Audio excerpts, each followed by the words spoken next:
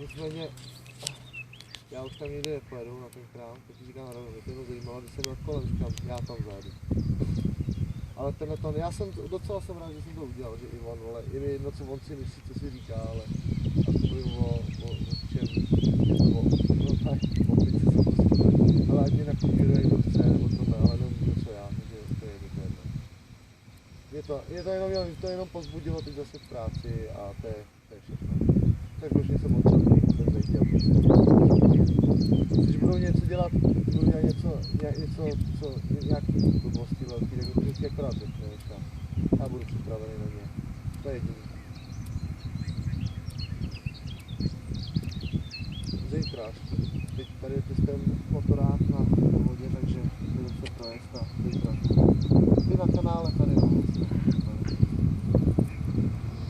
Tak jo. Čau. Čau.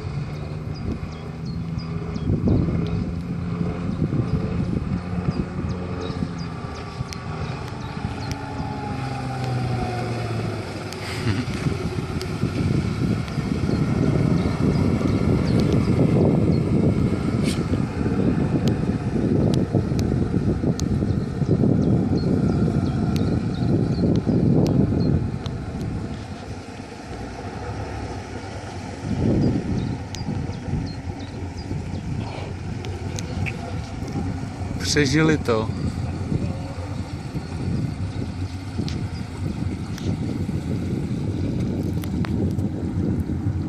Teď drama. Příjezdu, ne? Dobře. Sám tomu dej.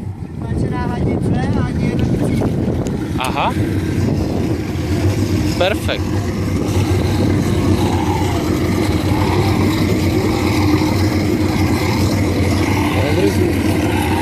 Jo, motorek jde jak víno.